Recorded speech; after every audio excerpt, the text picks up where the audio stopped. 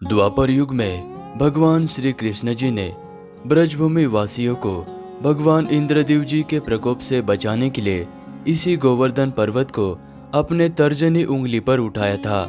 और इस गोवर्धन पर्वत को गिरिराज पर्वत भी कहा जाता है। और इस पर्वत के परिक्रमा मार्ग पर आपको राधा और श्याम कुंड जैसे अन्य बहुत सारे दर्शनीय स्थल भी देखने को मिलते हैं। आज की इस ब्रजभूमि की यात्रा में हम गोवर्धन पर्वत के संपूर्ण 7 कोस यानी कि 21 किलोमीटर की परिक्रमा करने वाले हैं। मथुरा के न्यू बस स्टैंड से 23 किलोमीटर का सफ़र तय करते हुए अभी हम गोवर्धन के इस बस स्टॉप पर पहुंच चुके हैं। और जो बस का टिकट था वो 30 रुपये का टिकट था। मेरे पीछे आप जो गिरिराज जी का दान घाटी मंदिर देख रहे हो, इसी जगह पर सर्वप्रथम दर्शन करने के बाद 21 किलोमीटर की परिक्रमा शुरू की जाती है।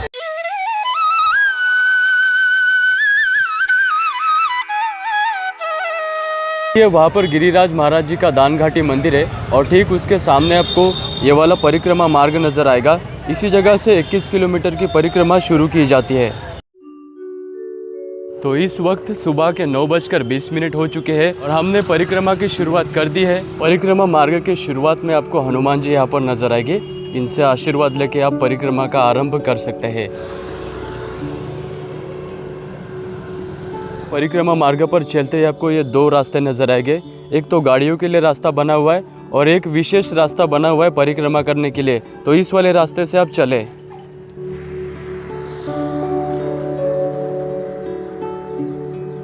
धूप से बचने के लिए आप सुबह जितने जल्दी परिक्रमा शुरू कर सकते हैं तो कर दीजिएगा, ताकि आपको धूप में कुछ भी परिक्रमा करने में तकलीफ ना हो।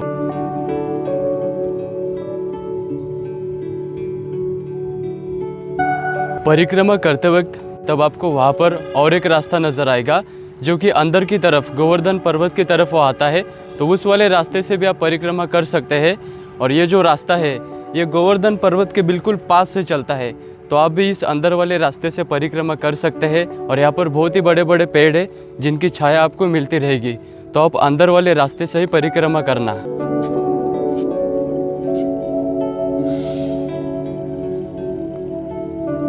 तो लगभग 40 से 50 मिनट की परिक्रमा करने के बाद अभी मैं इस अन्योर गांव में पहुंच चुका हूं।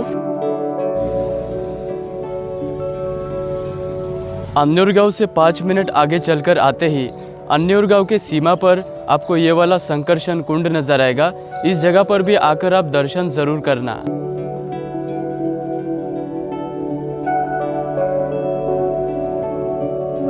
संकर्षण कुंड में दर्शन करने के बाद वापस से हम गोवर्धन पर्वत के जो निकटतम वाला परिक्रमा मार्ग है उस पर आ चुके हैं। तो आप इस वाले परिक्रमा मार्ग से चले ताकि आपको निरंतर रूप से गोवर्धन पर्वत के दर्शन होते रहे।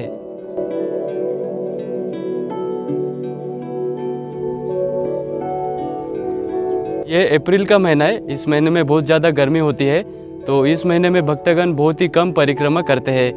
तो यहाँ पर आप देख सकते हैं गोवर्धन पर्वत के हम बिल्कुल पास में है। और यहाँ पर भक्तों ने अपने आस्था के अनुसार यहाँ पर घर बनाए हुए, ये छोटे छोटे पत्थरों के, यहाँ पर आप देख सकते हैं। और अभी हम ये राजस्थान की सीमा में पहुँच चुके हैं। गोवर्धन पर्वत का थोड़ा सा हिस्सा राजस्थान की सीमा में भी आता है।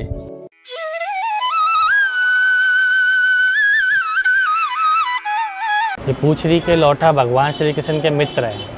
तो भगवान नाथ द्वारा गए थे ना, तब अपने भक्तों को यहाँ पे, ये सखा हैं भगवान के, इनको यहाँ पे बैठा दिया था कि जो भी मेरा भक्त दंडौती परिक्रमा करने आए आप उनकी यहाँ बैठ के हाजिरी लगाना और मैं कल परसों लौट के आ जाऊँगा।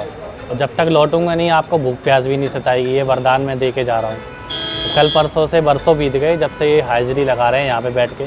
जो भी भक्त यहाँ पर आता है ये ठाकुर जी को सीधा उसका भाव पहुँचाते हैं। ये भगवान के मित्र हैं। और पूछरी का लौठा नाम इनका ऐसे पड़ा, जैसे जब बाद में जब ठाकुर जी चले गए ना नाथ द्वारा, तब उनकी सखियाँ आई थी इकट्ठी होकर के कि ये कान्हा को सखा बैठो है, जाए पता होगी कि हमारे कान्हा कहाँ चले गए। तो एक दूसरे से कह रही थी, एक ने कहा दूसरी को कि तू पूछ रही कि हमारे कान्हा कहाँ चले गए हैं। दूसरी ने कहा तीसरी को नहीं तू पूछ रही। तो पूछरी करके पूछरी गाँव का नाम पड़ा। और जब पूछ के लौट जाती थी ना तो लौठा इनको कहने लगे। और लौठा का भाव एक ये होता है कि हट्टा कट्टा व्यक्ति। ये ठाकुर जी के मित्र हैं मधुमंगल नाम के। भगवान के 8 मित्र हैं, उनमें एक मधुमंगल हैं, ये वही हैं। यहाँ पे ठाकुर जी की प्रतीक्षा कर रहे हैं। इनको कह गए थे कि हम कल परसों लौट के आएंगे। अब जब कभी भी ठाकुर जी की कल परसों होगी ये जब तक बैठे हुए हैं देखते हैं कब कल परसों होती है, जब तक ये हाजिरी लगा रहे हैं। यहाँ पर पूछरी का लोटा में हमारे दर्शन संपूर्ण हो चुके हैं, तो हमारे परिक्रमा को जारी रखते हैं और जो अगला पड़ा होने वाला है पूछरी के लोटा के बाद वो जतिपुरा का होने वाला है।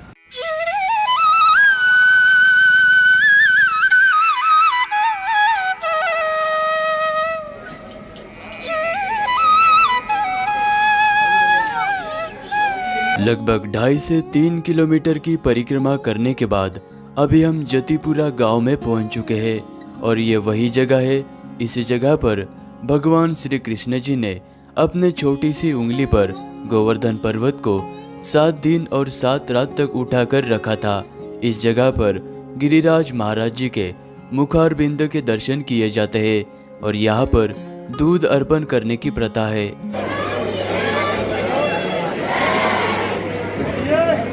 गिरिराज जी के दर्शन हो जाने के बाद अभी हम जतिपुरा को पीछे छोड़कर वापस से परिक्रमा मार्ग पर आ चुके हैं और यहाँ से अभी हमारा नेक्स्ट पड़ा होगा राधा कुंड और श्याम कुंड, जो कि जतिपुरा से लगभग 8 किलोमीटर के दूरी पर है।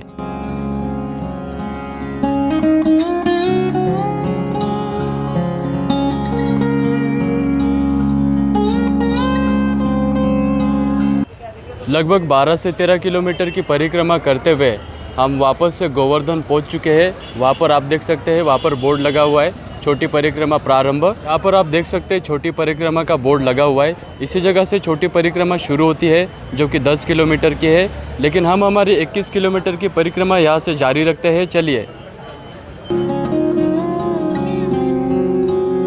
5 किलोमीटर का सफ़र तय करते हुए फाइनली हम राधा कुंड पर पहुँच चुके हैं। यहाँ पर राधा कुंड है और बीच में ये वाला मंदिर है। मंदिर में आप दर्शन कर लीजिएगा और इस मंदिर के इस तरफ यहाँ पर आप देख सकते हैं ये श्याम कुंड है और इस कुंड में आप स्नान भी कर सकते हैं। इसी जगह पर भगवान श्री कृष्ण जी ने अधिष्ठासुर नामक राक्षस का वध करने के बाद सारे तीर्थ स्थलों का जल एकत्रित करने के बाद इसी जगह पर स्नान किया था। इस तरह से आप भी इस राधा और श्याम कुंड में स्नान करते हो तो आपको भी सारे तीर्थ स्थलों का पुण्य मिलता है। राधा और श्याम जी के कुंड में दर्शन करने के बाद वहां से हम 2 किलोमीटर के दूरी पर स्थित इस कुसुम कुंड में आ चुके हैं। ये वाली जगह प्राचीन जगह होने के साथ ही में ये आध्यात्म से भी जुड़ी हुई है।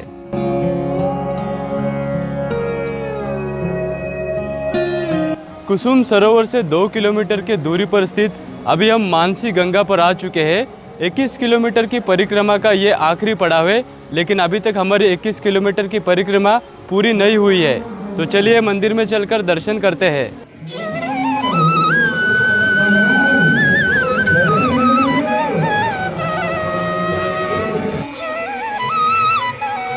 तो देखिए परिक्रमा करते हुए हम वापस से दान घाटी मंदिर के पास में पहुंच चुके हैं। सुबह हमने इसी जगह से परिक्रमा की शुरुआत की थी। वहाँ पर गिरिराज महाराज जी का दान घाटी मंदिर है और इस जगह से परिक्रमा शुरू होती है। तो वापस से हम इस जगह पर आ चुके हैं और इस जगह पर हमारी परिक्रमा समाप्त हो चुकी है, क्योंकि इसी जगह पर आकर आपको वापस से परिक्रमा समाप्त करनी होती है। मुझे पूरी परिक्रमा तय करने में 8 से 9 घंटे का समय लगा। सो इस पवित्र गोवर्धन पर्वत के साथ में हम इस व्लॉग को यहीं पर समाप्त करते हैं। अगर ये वीडियो मेरी आपको अच्छी लगी तो वीडियो को लाइक करना, चैनल को सब्सक्राइब करना, कमेंट ज़रूर करना और मिलते हैं आपको किसी और यात्रा में। जय श्री कृष्ण।